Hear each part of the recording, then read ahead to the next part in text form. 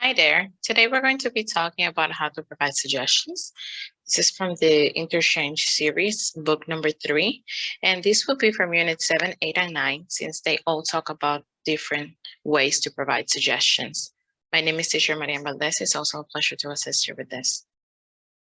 So we're going to have a situation here, and this is that Carlo would like to learn how to play the guitar. So the question would be, what could Carlo do in order to learn how to play the guitar? So my recommendations would be the following. He should enroll into a course. He'd better get his hands on a guitar. He ought to practice at least 20 minutes daily. He might want to ask for guidance at school. Why don't we share with him some YouTube channels? Let's share with him some YouTube channels. Or just, hey, Carlo, watch YouTube videos. That's a very easy way to learn.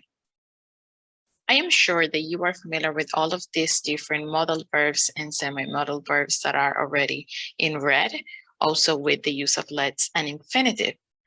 But this time, what I'd like to do is to teach you how to use this in a different way and how to modify them to a more complex way so you can sound a little bit more fluent.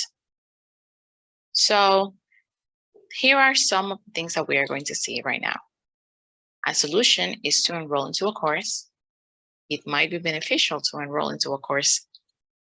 Maybe you could enroll into a course. One way to learn guitar is by enrolling into a course. Were you familiar with those ones? First, let's see how to use the expression problem solution. The expressions are going to be those ones to introduce my sentence. And the ones that we have are one way, which is to say, I'm saying an option. Once you mention the first way, you can say another way or something else you can do.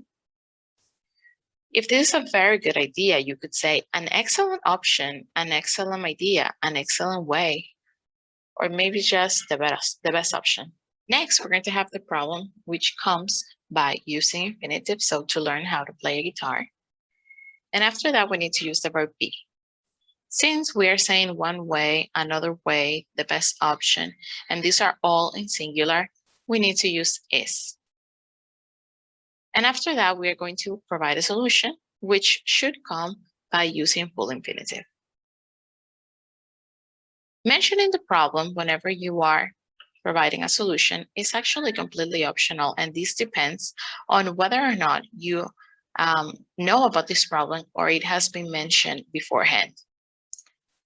Something else is that you can say two ways or some other ways or multiple ways. And again, mentioning the problem is completely optional. And then you would need to use the verb be, and that will be as are.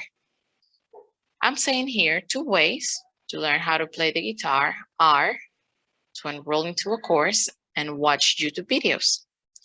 Because I have here 2 different activities that the person can do, I don't need to repeat the preposition to after the connector end.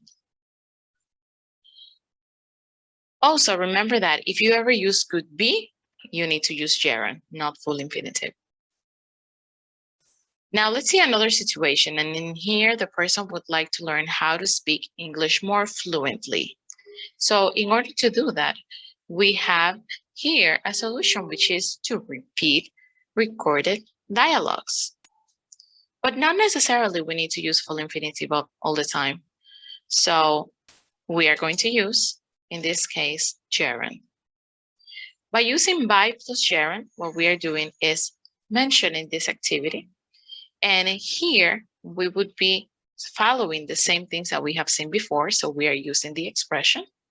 We can or not mention the problem. We still have the same follow-ups with the verb be. The only difference is that now, instead of full infinitive, I'm using by and gerund. So the best option to speak English more fluently is by repeating recorded dialogues. This could be, maybe not. What do you think? Also, the same thing applies when in plural. The only thing is that here, since we are using the preposition by, This is the one that we are not going to repeat after my conjunction. The third way for us to provide more advanced suggestions is the use of adverbs and modals. Here, the situation is that this person would like to be more eco-conscious. So, some adverbs that we can use are maybe and perhaps, which are interchangeable. You can use one or the other based on your preference. Modal verbs to use are going to be should and could. So let's see them in action. Maybe you should use a wooden toothbrush. Or perhaps you could buy secondhand clothing. There are other adverbs like possibly, that in this case, when you want to use them, you have to use them after the modal verb. So you could possibly reduce the use of plastics. The last way for you to provide suggestions is ask questions. And let's continue with the topic that the person would like to be more eco-conscious. Notice here that the expressions, what about, have you thought about, have you thought of, have you considered, and have you ever tried are followed by gerund. The expression, why don't you, must be followed by bare infinitive. Also notice that ever here is in parentheses because it's optional to actually place it there. So let's see some examples. What about buying secondhand clothing? Have you thought about decreasing the use of plastic?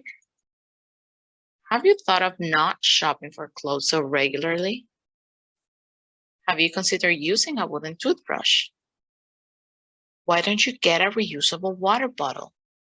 Why don't you do compost? Have you tried reducing the electricity consumption at home? So these were 4 different ways in which you can provide more advanced suggestions. Could you please share with us some other tips and tricks to these situations or other situations that are quite similar to this? This was teacher Marian Valdez. Have a nice rest of the day.